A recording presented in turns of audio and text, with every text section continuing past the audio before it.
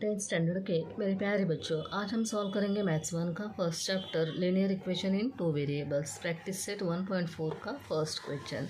Solve the following simultaneous equations.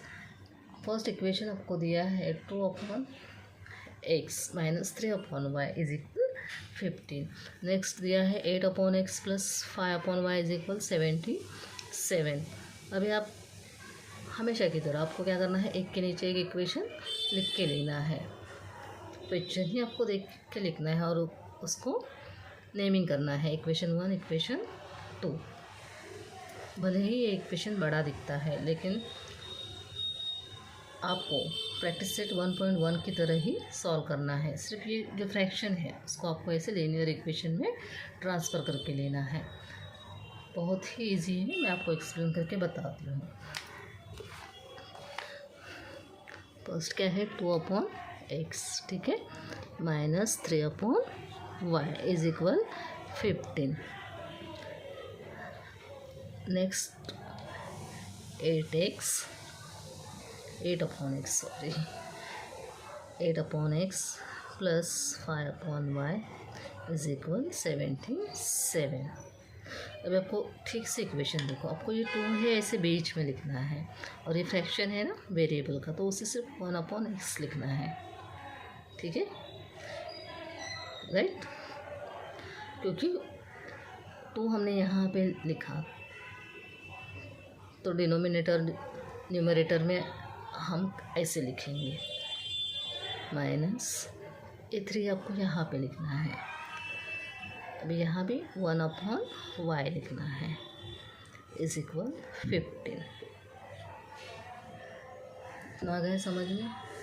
यहाँ भी आपको क्या करना है, 8 ऐसे बीच में लिखना है और ब्रैकेट में 1/x फ्रैक्शन के फॉर्म में ऐसे आपको लिख के लेना है, प्लस नंबर आपने यहाँ पे लिखा और वेरिएबल आपको ऐसे 1/y लिखना है is equal 77।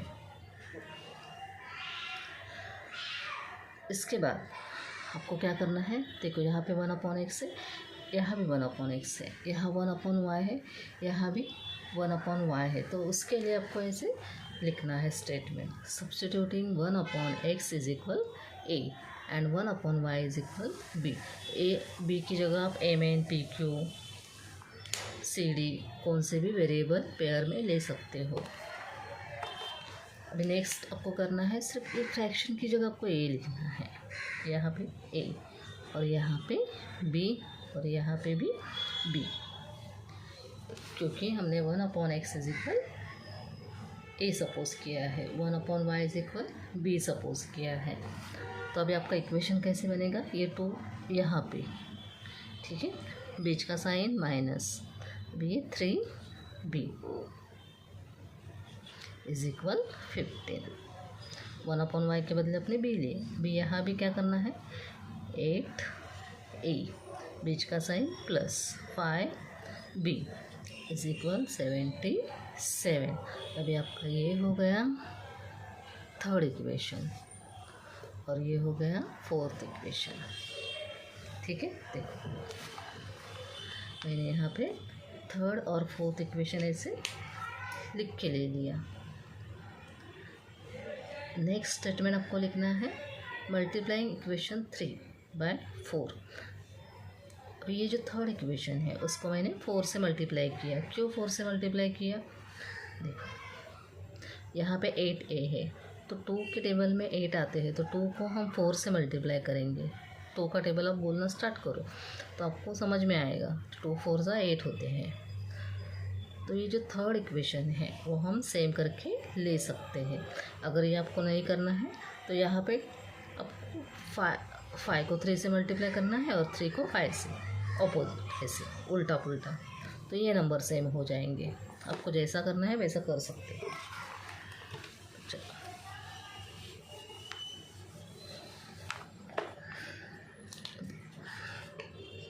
2a minus 3b is equal 15।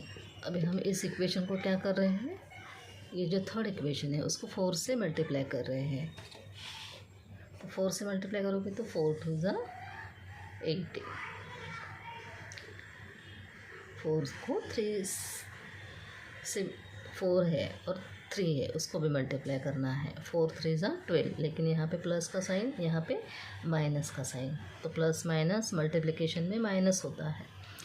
12 B variable भी वही लिखना है, इज इक्वल, अभी इसी 4 से 50 को 15 है उसको मल्टीप्लाई करना है। 5 4 ज़ा 20 करो तो 4 5 ज़ा करो, 4 1 ज़ा 4 6, देखो 4 5 6 आया ना, तो यहाँ पे 60। अभी ये इक्वेशन को भी आपको नाम देना है। 8a minus 12b is equal 60। इसको आप फिफ्थ इक्वेशन, आपको नेम क्या देना है, फिफ्थ इक्वेशन। अभी थर्ड इक्वेशन को अपने फोर्थ इक्वेशन बनाया, तो इसे भूल जाना है, ठीक है। जिस इक्वेशन को आप मल्टीप्लाई करते हो उसे नहीं लेना है। अभी यहाँ पे नेक्स्ट हमने क्या किया, सब्ट्रैक्टिंग इक्वेशन 5 फ्रॉम 4, जो आप कट करने वाले हो इक्वेशन। अभी नीचे का इक्वेशन 5 है, देखो, तो इसीलिए हमने क्या लिखा, हम सब्ट्रैक्टिंग इक्वेशन 5 फ्रॉम 4 से हम फिफ्थ वाला इक्वेशन कट कर रहे हैं। अगर आपने फोर्थ इक्वेशन आपने नीचे लिया तो आप कैसा करोगे, कैसा लिखोगे, सब्ट्रैक्टिंग इक्वेशन 4 फ्रॉम 5, कैसा भी आप कर सकते हो, सिर्फ साइन आपको सही देना है। अगर आपने फोर्थ इक्वेशन ऊपर लिया, करके देखो, फोर्थ इक्वेशन आपने नीचे लिया, फोर्थ इक्वेशन अपने नीचे लिया, तो यहाँ पे माइनस माइनस का साइन आएगा, बिगर नंबर का साइन आएगा। मैंने यहाँ पे क्या किया, सब्ट्रैक्टिंग इक्वेशन फिफ्थ फ्रॉम 4, तो इसीलिए मैंने फिफ्थ इक्वेशन नीचे लिखा। देखो 60 वाला जो इक्वेशन है वो मैंने नीचे लिखा है। 8a plus 5b is equal 77। 8a plus 5b is equal 77। ऊपर वाला इक्वेशन नहीं लिया क्योंकि वो 4 से मल्टीप्लाई करके हमने उससे फिफ्थ इक्वेशन बनाया। देखो 8a plus 5b is equal 77, 8a minus 12b is equal 60। अभी यहाँ पे सेम नंबर करके बताती हूँ, 8a ऊपर लिखा है तो ऊपर ही लिख के बता, 8a plus 5b is equal 77। हमने 4 में से ये जो फोर्थ इक्वेशन है उसमें से ये फिफ्थ वाला इक्वेशन हमने कट किया है, ठीक है। अब यहाँ पे दोनों साइड प्लस प्लस का साइन है, तो हम यहाँ पे सब्ट्रैक्शन करेंगे। जब भी आप सब्ट्रैक्शन करोगे तो यहाँ पे माइनस का साइन है, यानी अपोजिट साइन आएंगे। यहाँ पे प्लस है तो यहाँ पे माइनस, यहाँ पे माइनस है तो यहाँ पे प्लस का साइन आएगा, यहाँ पे प्लस है तो यहाँ पे माइनस का। देखो ऐसे,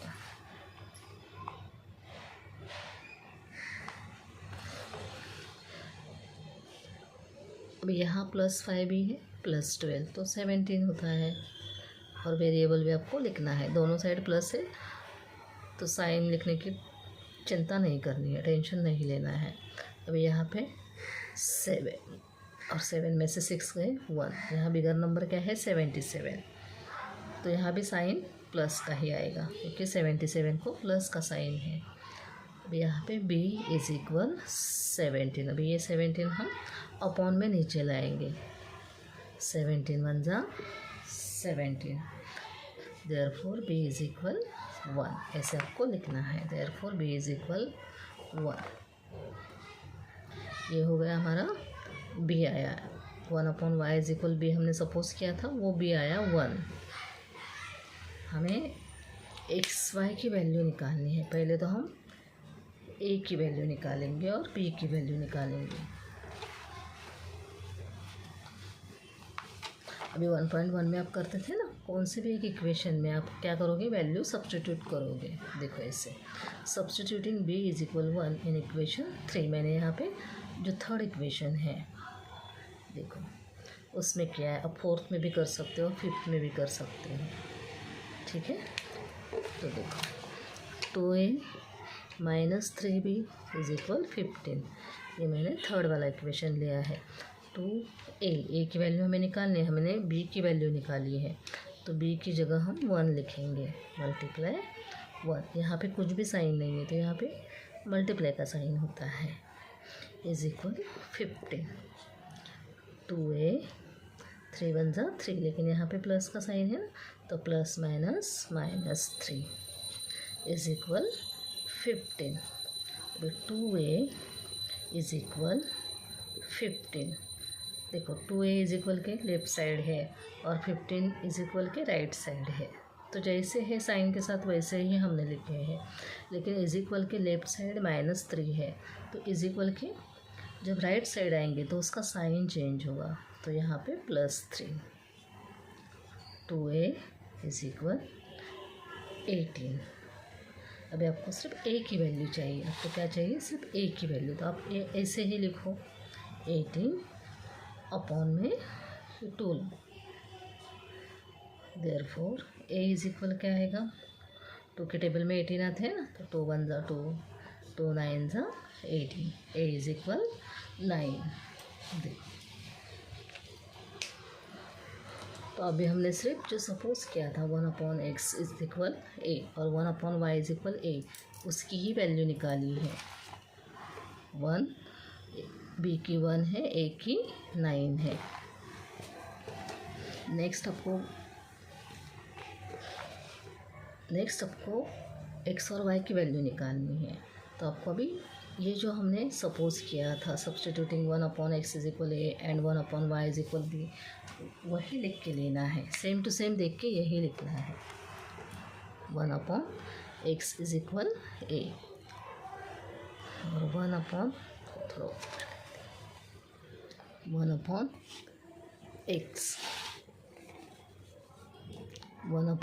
इज इक्वल a, ठीक है, और 1/y इज इक्वल b है। तो 1/x इज इक्वल a की वैल्यू हमने क्या निकाली, 9, तो हम 9 यहाँ पे लेंगे, ठीक है। नीचे कुछ नहीं तो 1 कंसीडर करो, ये थोड़ा हाइड कर देती हूँ। इतना समझ में आ गया। बाद में क्रॉस मल्टीप्लिकेशन, यहाँ पे 9x क्रॉस मल्टीप्लिकेशन मैंने कैसे किया, 9 × x इज इक्वल 1 × 1, यानी ऐसे क्रॉस में, तो ये 9x बन गए, मैंने यहाँ पे लिखे बीच का साइन इज इक्वल 1 × 1 ही आता है। अभी आपको सिर्फ x की वैल्यू चाहिए, तो आपको क्या करना है, सिर्फ x लिखना है, आपको सिर्फ x लिखना है इज इक्वल 1, जैसा है वैसा लिखा। अभी ये 9 है, वो अपॉन में नीचे आएंगे, तो आपका आंसर आया x इज इक्वल 1/9। देखो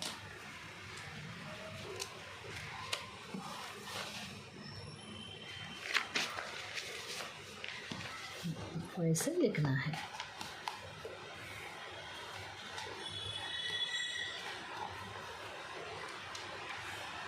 लेकिन ऊपर क्या लिखोगे, रीसब्स्टिट्यूटिंग, यहाँ पे आपने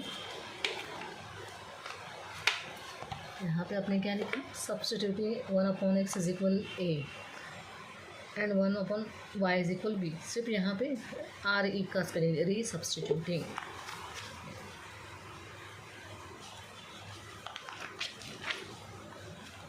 रीसब्स्टिट्यूटिंग the value of a and b, तो आपको x और y की वैल्यू मिलेगी।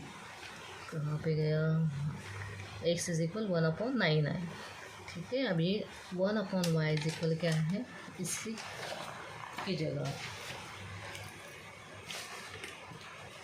यहाँ पे y ले लो, ठीक है।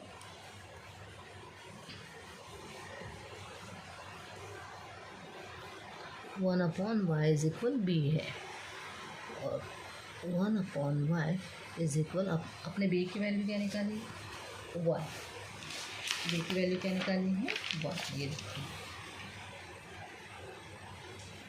दिखाई दे रही है क्या, b की वैल्यू 1, तो यही आपको लिखना है, b की जगह 1, फिर नीचे 1 सपोज करो।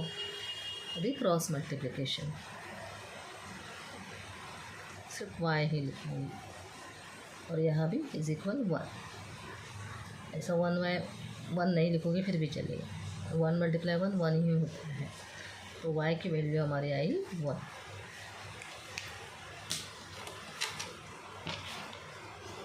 तो फाइनल आंसर आप ऐसा लिखोगे xy = 1/9 कॉमन 1। पहले x की वैल्यू लिखोगे, बाद में y की। अभी फिर से एक बार मैं ओरली आपको एक्सप्लेन करके बताती हूँ। ये जो फ्रैक्शन में इक्वेशन है, ठीक है, उसको अपने ऐसे स्मॉल लिनियर इक्वेशन ऐसे बना के लेना है। इसके लिए आपको 1/x = a, 1/y = b। ये स्टेटमेंट आपको यहाँ पे लिखना है।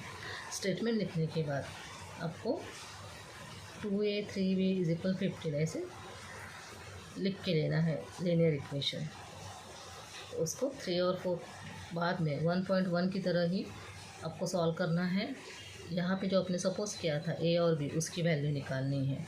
a और b की वैल्यू निकालने के बाद को यहाँ ऐसे स्टेटमेंट लिखना है, resubstituting the value of a and b।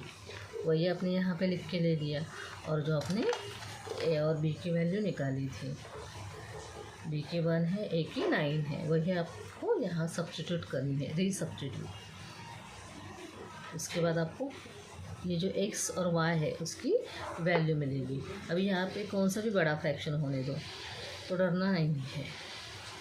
जैसे थर्ड इक्वेशन में देखिए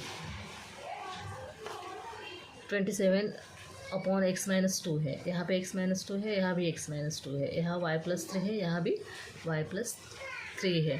तो आपको पूरा इसके लिए x सपोज करना है, a सपोज करना है, क्योंकि x यहाँ पे है ना, तो वो नहीं लेना है, दूसरा वेरिएबल लेना है। तो यहाँ पे अपने a सपोज किया, यहाँ पे b। a और b की जगह पे m n p q कुछ भी ले सकते हो, लेकिन जो क्वेश्चन में आए हैं, इक्वेशन में जो वेरिएबल आए हैं वो आपको नहीं लेने हैं, ठीक है। फिर आपको सेम 1.1 की तरह सॉल्व करना है, ऐसा लीनियर इक्वेशन बना के लेना है। और उसके बाद आपको फिर से रिसब्स्टिट्यूट करनी है वैल्यू यहीं पे, तो ऐसे।